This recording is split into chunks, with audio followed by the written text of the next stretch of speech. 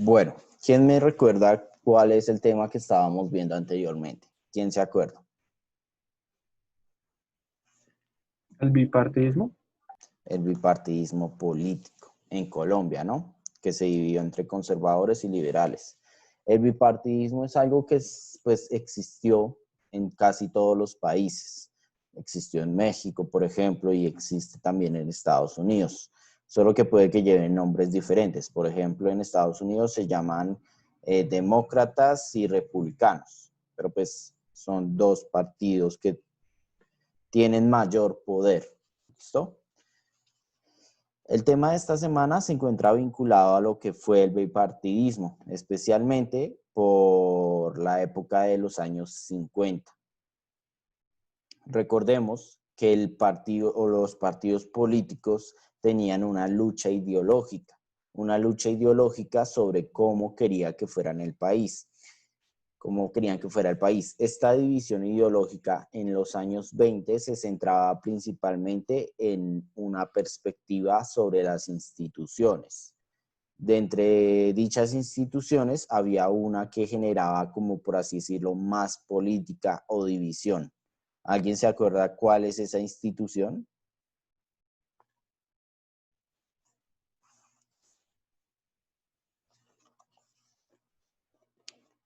¿Cuál fue la principal causa de división entre conservadores y liberales?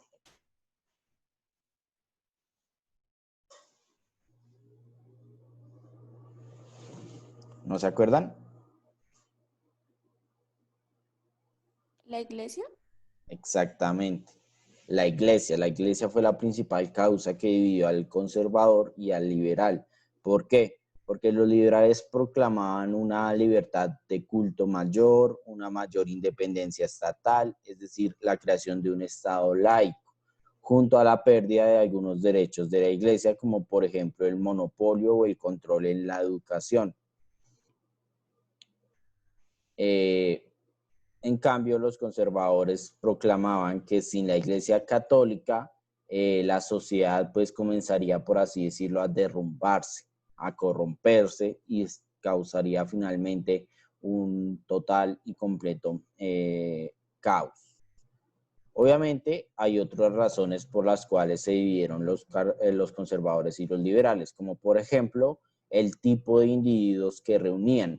Los conservadores eran principalmente el partido político de la aristocracia, de la burguesía, de los terratenientes, de la gente con grandes recursos económicos, de las grandes empresas. Muchos de los miembros de los conservadores hacían parte de la élite social. En cambio, los liberales reunían al pueblo, a la masa, es decir, a las personas comunes y corrientes. Esto generaba también problemas. ¿Por qué? Porque cuando gobernaban los conservadores tendían a apoyar a las grandes industrias o a los grandes terratenientes, mientras dejaban de lado a la población. Y los liberales pues les permitían ganar derechos. No quiere decir que dejaran de lado a las industrias, sino que les permitían mayores derechos a la población común. Por ejemplo, el derecho a la libre expresión, el derecho a la libertad de prensa, el derecho a armar sindicatos y crear huelgas en caso de que las empresas tuvieran políticas injustas. Cuando gobernaban los conservadores, pues los liberales se ponían en desacuerdo a muchas de las propuestas que generaban. Lo mismo cuando gobernaban los liberales, los conservadores se oponían. Esto explica por qué durante el siglo XIX hubieran una gran cantidad de guerras civiles, porque pues gobernaba un partido, pero el otro partido estaba en desacuerdo. Bueno, esto en un principio era puramente ideológico, se resolvía principalmente en la democracia y pues en el uso de armas a un nivel, a una escala más militar, es decir, lo hacían grupos organizados y solo afectaban a las poblaciones que se armaban o que entraban en este conflicto. Sin embargo, bueno, en gran medida solo afectaba a esa población. Sin embargo, alrededor de la época del 50, comienza a generar un mayor o un ascenso en la violencia. Gran parte de la población comienza a armarse, comienza entonces el conflicto político y las pequeñas, ¿cómo decirlo?, escaramuzas o pequeñas peleas entre personas. ¿Por qué? A veces por defender partidos políticos, pero principalmente por otras razones que voy a mencionar más adelante. El problema de esta época es que el conflicto ya deja de ser tanto militar y se convierte en una situación constante. Cualquier persona podía ser víctima de este conflicto, ya sea que participara armadamente o simplemente fuera una persona, por así decirlo, un espectador. El conflicto se extendió, por lo tanto, a gran parte de la nación, principalmente pues en esas zonas territoriales donde había una polémica por el control de la tierra, de la cual hablaremos más adelante. No quiere decir que los partidos políticos fueran los que llevaran, por así decirlo, la batuta en esta violencia, sino que ellos ideológicamente fueron los que la incentivaron. ¿Listo? Por eso comienza un periodo violento durante los años 50 que duraría varios años. A ese periodo se le conoce como el periodo de la violencia, que va del año 1946 al año de 1965. Usualmente se suele decir que la violencia duró 50 años. ¿Por qué? Porque después de esto iniciaría otro proceso, que es el surgimiento de las guerrillas, pues de las guerrillas armadas con índole comunista. Pero bueno, de eso hablaremos profundamente la próxima semana. Como les dije, esta violencia fue incentivada en primera medida por la lucha ideológica entre los dos partidos. Debido a esta lucha ideológica comenzó a existir una división entre la población, entre los que eran conservadores y los que eran liberales. Usualmente los que eran liberales se reunían en un solo pueblo y lo mismo los conservadores. Esto hacía que hubiera cierto sistema de división. Un conservador no podía vivir en un pueblo mayormente liberal porque corría el riesgo de que alguien lo asesinara por cualquier motivo. No necesitaba realmente un motivo importante o drástico para creer que tenía que atentar contra otra persona. También en este periodo se dio lo que conocemos como la toma de armas en forma de defensa. ¿Por qué? Porque algunas personas comenzaron a considerar que era vital el armarse debido a que pues el Estado no les proporcionaba la defensa adecuada o la protección adecuada. Esto principalmente para los liberales. ¿Por qué? Porque los conservadores usualmente no tomaban las armas, sino que contrataban grupos de mercenarios, por así llamarles, que funcionaban como una especie de caballería, es decir, una especie de fuerza armada privada. No eran parte del Estado, sino que eran fuerzas que se contrataban para a veces defender, pero en otras veces para atacar. Ya veremos cómo fue este proceso detalladamente, ¿listo? Los liberales, en cambio, no tenían recursos económicos como para contratar a alguien que los defendiera y, como les dije, el Estado no estaba cumpliendo este papel. ¿Por qué? Porque durante parte de este periodo el Estado era conservador, entonces pues no apoyaba mucho a los liberales. Pero bueno, esto dio pie a lo que se conoce con el nombre de las guerrillas liberales. Es decir, grupos armados organizados que se vinculaban o que declaraban estar vinculados a la ideología liberal. Eran grupos de campesinos que ante la violencia generada o ante la percepción de violencia tomaron la decisión de armarse y de defenderse de los ataques conservadores. De esa manera comenzaron a movilizarse a diferentes pueblos que pudieran llegar a sufrir el ataque. De esa manera es como comenzó todo un proceso de violencia organizada entre los conservadores y los liberales. Estas guerrillas liberales darían pie años después a lo que conocemos como las guerrillas hoy en día. Algunas de ellas, no todas. De eso hablaremos pues la próxima semana. No todas las guerrillas nacieron vinculadas a las guerrillas liberales. Uno de los casos que sí es así es las FARC, pero pues otros casos como el ELN o el M-19 no tenían realmente una vinculación a las guerrillas liberales. Bueno, las principales causas de esta violencia son las ideas de venganza y de justicia por mano propia. Lo que ocurría era muy sencillo. Se había generado una idea de la violencia, de que el conservador o el liberal era mi enemigo y que por eso debo agredir al enemigo. Y todo comenzó de esa manera y después se fue desarrollando a algo más emocional puramente. Digamos, a una persona, a un liberal, le agredían a un hijo, a un padre, a un abuelo, etcétera, a un familiar, a un amigo. Eso se traducía en que éste comenzaba a buscar venganza, pero no buscaba venganza directamente o no se limitaba a agredir directamente al agresor, sino que se volvía algo de que todo conservador a partir de ese momento es un enemigo, porque pues hacen cosas injustas, agreden a las personas. Se generaba esta idea. Todo conservador o todo liberal hace parte de lo que implicó este daño.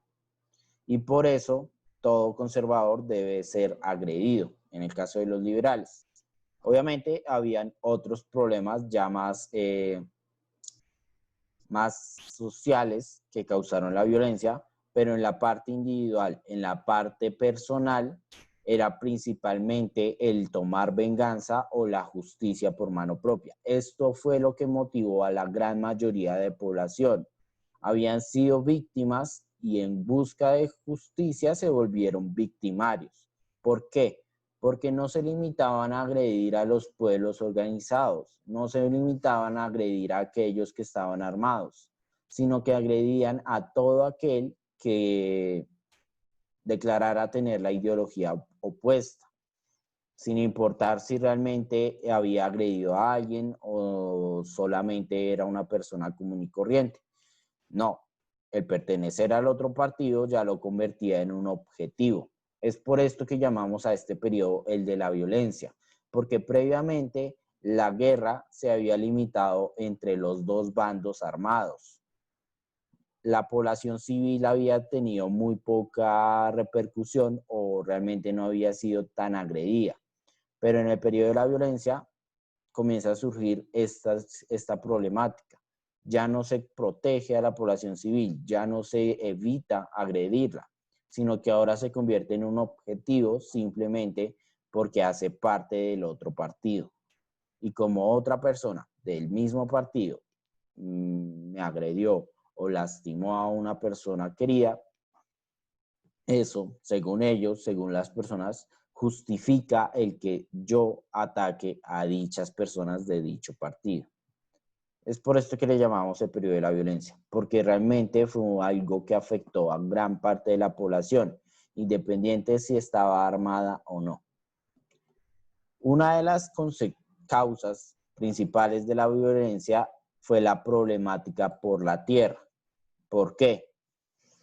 Previo a 1950, ya en la primera etapa o en la primera parte del siglo XX, poblaciones campesinas, que son también llamadas poblaciones de colonos, empezaron a desplazarse buscando nuevas tierras más fértiles y más productivas con las cuales obtener pues su estilo de vida, es decir, obtener cultivos, obtener ganancias a partir del agro. Previo a esto, realmente en el país había muy pocos territorios, o bueno, los territorios conquistados eran menores. Habían regiones como por ejemplo Popayán, creo, no me acuerdo muy bien, o el Urabá antioqueño, Antioquia también. Existían regiones que realmente no tenían un control político, es decir, el Estado todavía no había llegado a esas regiones. Posicionarse en esas regiones fue algo que hicieron los colonos. Ellos se dirigieron a esos lugares que no habían sido colonizados y se establecieron ahí. El problema llega cuando el Estado comienza a tomar posición. Comienza a decir que todo eso es territorio estatal y por lo tanto es propiedad del Estado. ¿Qué hace entonces el Estado? Le vende a grandes terratenientes para que hagan uso de esa tierra. Le vende la tierra a los que llamamos también los hacendatarios o los hacendados. Esto es lo que causa conflicto entre las poblaciones. Como les dije, los partidos tradicionales en esa etapa, en esa época, estaban vinculados también a las clases sociales. Por lo tanto, los hacendados eran conservadores y los colonos eran liberales. El Estado, por lo tanto, le vendió a los hacendados la propiedad de la tierra. Es decir, legalmente esas zonas, esos territorios eran del hacendado, legalmente. Sin embargo, en esos lugares ya se habían establecido campesinos, campesinos que ya habían empezado a hacer uso de la tierra por algunos años. Por lo tanto, ellos no querían ser, ¿cómo decirlo?, expulsados o que se les arrebatara el territorio. También querían independencia, porque algunos hacendados les proponían que usaran la tierra, pero que ellos obtenían ganancias de ese uso de la tierra. Es decir, básicamente que trabajaran para él. Algunos aceptaron, pero pues otros tomaron la dinámica de autodefensa. Para evitar que les quitaran la tierra, para evitar que les arrebataran el lugar que ellos habían conquistado, tomaron la decisión de armarse para así defender el espacio de territorio que tenían. ¿Por qué? Porque pues no es que tuvieran grandes cantidades de tierra, tampoco es así. Recuerden que la agricultura en esa época era más que todo de carácter familiar. ¿Qué quiere decir esto? La familia en general se dedicaba a la tierra, lo que quiere decir que eran pequeños grupos poblacionales. Una familia nuclear, es decir, la familia nuclear es padre, madre e hijos. Ya después existe lo que llamamos familia extensiva, que ya corresponde a tíos, primos, primas, abuelos, abuelas, etc. Las familias que se dedicaban al sector del agro eran usualmente las familias nucleares, padres, madres e hijos. Por lo tanto, pues no tenían tanta mano de obra como para trabajar en grandes extensiones de tierra. En cambio, los hacendados tenían propiedad sobre enormes extensiones de tierra, lo que hacían que tuvieran el control sobre la tierra de varias familias. Esto es lo que permitió que pues se vincularan estas familias de colonos, porque pues al final todos iban a perder la tierra en manos de una sola persona. Esta es una de las problemáticas más comunes en el Estado colombiano. El Estado propone leyes sin considerar realmente la realidad colombiana, la realidad de nuestras sociedades. Usualmente el Estado hace eso. ¿Por qué? Porque pues considera que una vez hecha la ley va a comenzar a aplicarse y las personas van a adaptarse. El periodo de la violencia es un ejemplo de que eso no siempre ocurre. No porque haya una ley, no porque usted tenga una propiedad, las personas van a aceptar las cosas porque simplemente es lo que dice la ley.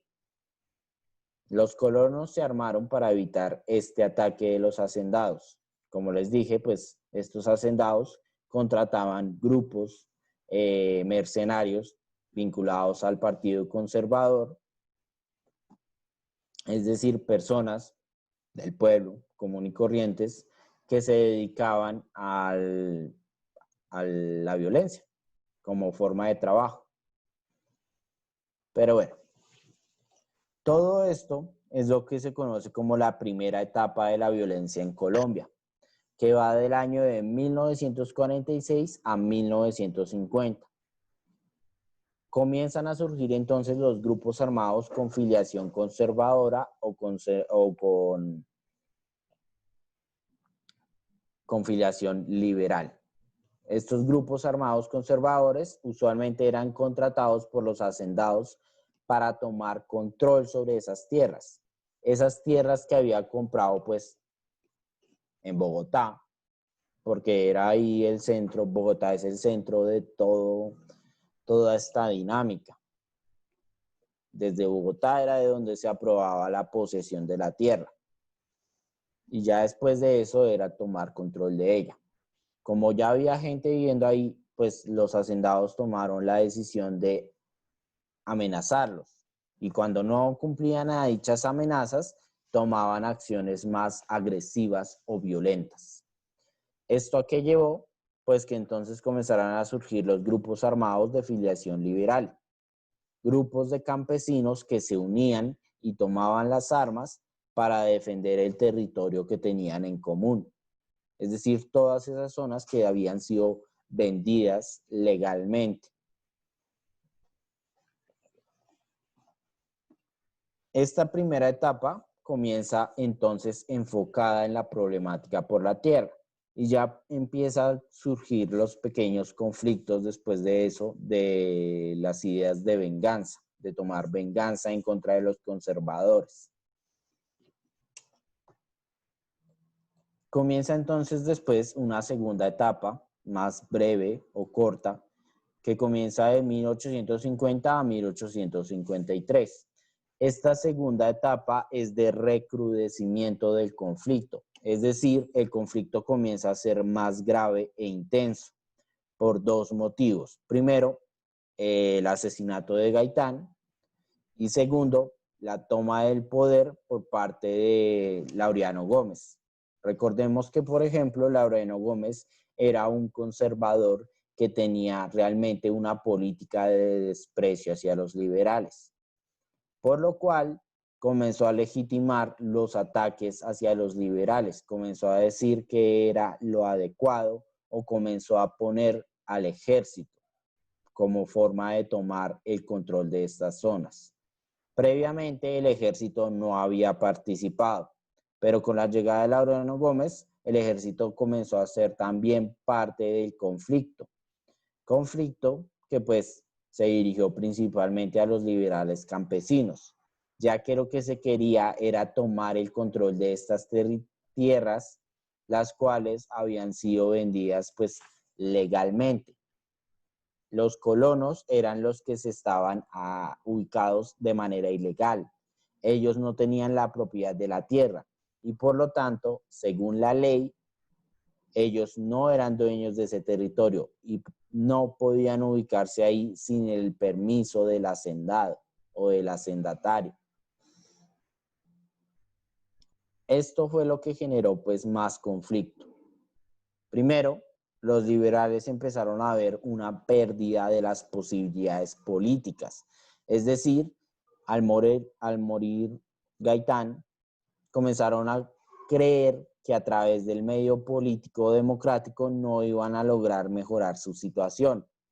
Y esto estimuló el que se armaran a sí mismos, el que tomaran las armas y buscaran protegerse, porque en su ideario, en su ideal o en su mente se había formado la idea de que la democracia había sido ¿cómo decirlo?, limitada o cortada por la muerte de Gaitán. Y después, cuando llegó Laureano Gómez, se intensificó el conflicto. El ejército comenzó a atacar y agredir a esas poblaciones, lo cual legitima la idea de que realmente la democracia había sido corrompida, de que realmente ya no se podía confiar en las instituciones del gobierno, lo que hacía que cada vez más población liberal tomara la decisión de armarse. Es en este periodo, previo a esto, las guerrillas liberales eran grupos pequeños, es decir, eran pequeños grupos de campesinos que se habían unido para proteger el territorio circundante. Ya después, en esta segunda etapa, es que comienzan a aparecer las guerrillas liberales formadas oficialmente. Es decir, eran grupos ya que no se limitaban a defender el territorio que poseían, sino que tomaban la decisión de expandirse, es decir, ir a atacar a otros territorios o defender otras zonas que no habían sido parte de su propiedad. Esto se debe a que parte de estas guerrillas liberales estaban constituidas por campesinos despropiados, es decir, campesinos que habían perdido las tierras. Así que para ellos era lógico tratar de defender otros territorios. Perdón. Para ellos era completamente lógico, porque ellos ya habían perdido la tierra en manos de los conservadores y del ejército. Así que era ideal constituir un grupo para la defensa del pueblo liberal y de los campesinos junto a su tierra. Listo. Bueno, nos queda poco más de un minuto, entonces salimos y volvemos a entrar. ¿Listo? Bueno, entonces retomando. En estos 3 años de la segunda etapa de la violencia comienza un incremento en el conflicto, debido a que el gobierno comienza a ser parte de este enfrentamiento. Ya no se limita a 2 poblaciones rurales o del pueblo, sino que el Estado comienza a tener un papel en esto. Y este papel estaba dirigido al apoyo de los conservadores o de los hacendados, debido a que en este periodo llega al poder el señor Laureano Gómez, que como habíamos visto anteriormente, tenía una ideología del conflicto, es decir, para él todo liberal era un enemigo. Él no buscaba el apoyo de los liberales, sino que realmente, digamos que lo detestaba. ¿Por qué? Realmente no tengo ni idea de por qué, no sé si hay una razón sentimental o es puramente odio ideológico de que, no sé, hay personas que creen que porque las personas piensan diferente ya son negativas o son, ¿cómo decirlo?, el enemigo, solo porque hay un pensamiento diferente. Pero bueno, ya después comienza una tercera etapa, que va del año de 1853. ¿No qué? Tenía estas fechas mal. 1953 a 1957. Esta tercera etapa se caracteriza por la disminución del conflicto. ¿Por qué? ¿Alguien se acuerda qué ocurre en 1953? ¿Qué pasa con el gobierno ¿El de Laureano? Bogotazo? No, eso pasó antes.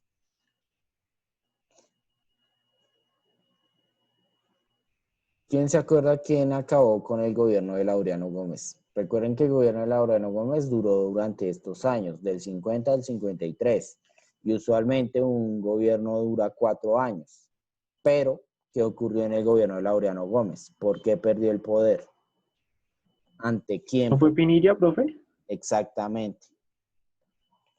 Laureano Gómez pierde el poder porque Rojas Pinilla se posiciona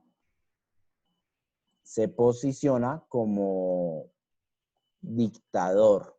Recuerden que esto de dictador fue algo que legitimaron también las poblaciones de conservadores más sosegados o menos violentos o menos revolucionarios. Y de los liberales. Fue un vínculo entre liberales y conservadores moderados, quienes decidieron pedirle a Rojas Pinilla que tomara el poder para acabar con todo este conflicto tan grave que había ocasionado Laureano Gómez.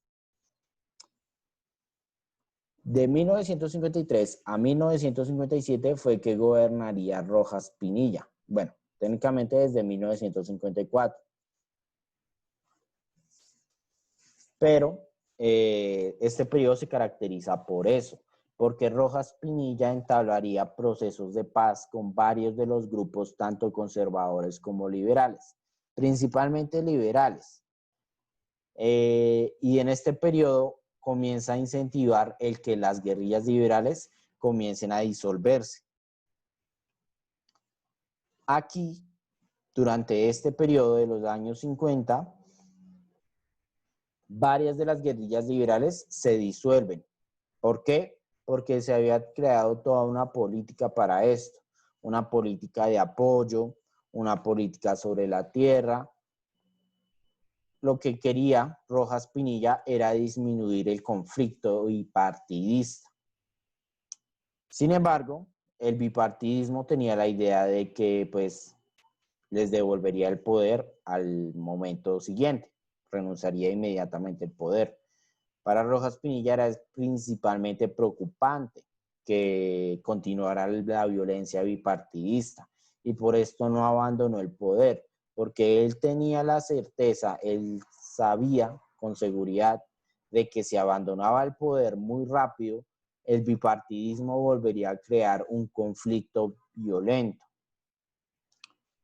Básicamente es la idea de crear un enemigo en común para unificar dos poblaciones. El enemigo se convirtió entonces Rojas Pinilla y el Partido Conservador y Liberal se unificaron para ver cómo lo quitaban del poder. La respuesta a esto, la respuesta para quitarlo del poder sería el Frente Nacional. Pero bueno, antes de hablar de eso, debemos tener en consideración esto. Si bien varias guerrillas liberales se derrumbaron o llegaron a la paz, esto no quiere decir que todas las guerrillas liberales se unieran a este proceso. De hecho, varias guerrillas liberales continuaron con su ideología o su planteamiento de la cambio o de la defensa por mano armada. Además, en este periodo comienzan a surgir ideas del comunismo. Varios de estos grupos guerrilleros comienzan a tener influencia de las ideas comunistas, que ven en estas ideas una nueva forma de política, una nueva forma de gobierno, la cual les proponía pues grandes beneficios, ya que no solo se concentraba en beneficiar a las clases élite, sino que era una propuesta para supuestamente pues era lo que se decía ideológicamente de que con el comunismo se buscaba el beneficio común, es decir, el beneficio de la mayoría, de la población general. Por eso, las guerrillas liberales comenzaron a tener la influencia del comunismo, influencia que viene pues de la Revolución Cubana.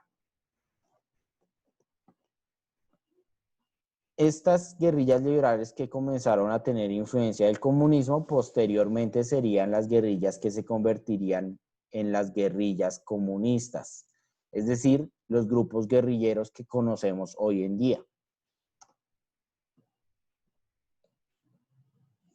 Ya después comienza una cuarta etapa que va de 1958 a 1965, es decir, cuando el gobierno o el Frente Nacional es constituido. ¿Qué ocurre? Esta unión de los dos partidos comienza como un ideario de paz. se propone como la forma de lograr que el conservador y los liberales acaben con este conflicto, con esta violencia. Sin embargo, el gobierno, después de un tiempo, comienza a optar por la violencia como modo de control, por lo cual comienza a atacar a todos esos grupos de guerrillas liberales que no se unieron a los procesos de paz.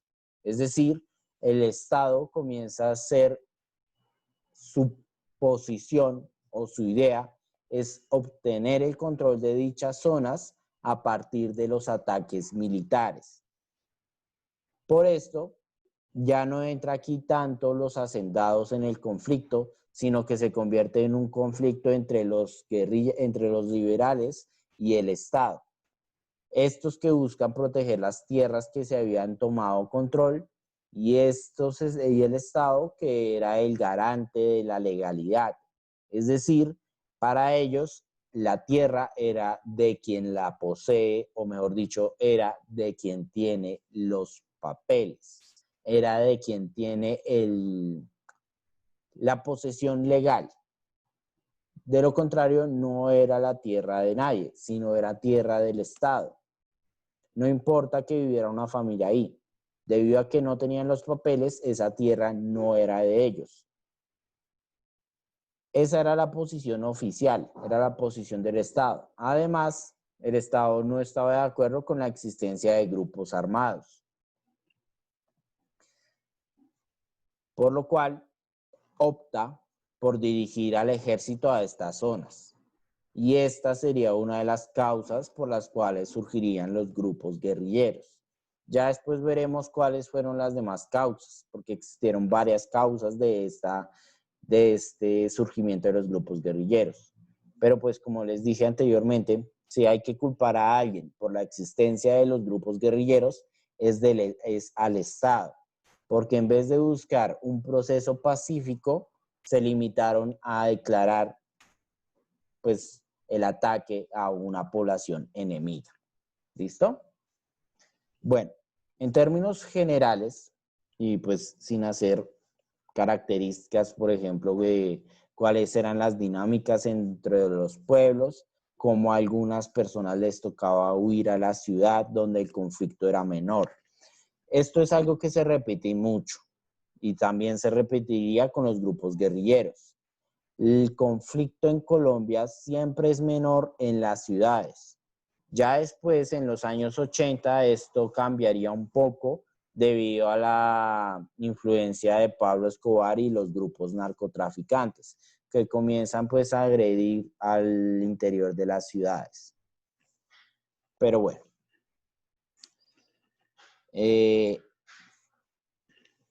Como les dije, también la historia de Colombia es una historia de polémicas y de conflictos, porque pues, aunque pongamos unas fechas como por ejemplo de la de 1946 a 1965, el conflicto en Colombia no se detuvo en ningún momento. Estas guerrillas liberales no quiere decir que llegaron hasta 1965 y ya en los años 70 surgirían las guerrillas comunistas. No, las guerrillas liberales continuarían, surgirían nuevas, hasta que finalmente se declararían como guerrillas comunistas. ¿Por qué? Porque ya no estaban afiliados al Partido Liberal. De hecho, veían, debido al Frente Nacional, que el Partido Liberal era igual que los conservadores. No buscaban el beneficio de la población, sino que buscaban un beneficio de sí mismos. Bueno, chicos, eso sería toda la parte teórica de esta semana. ¿Alguna pregunta? No, señor. Señor. No, bueno, entonces voy a volver a llamar a lista y pasamos a explicar las actividades.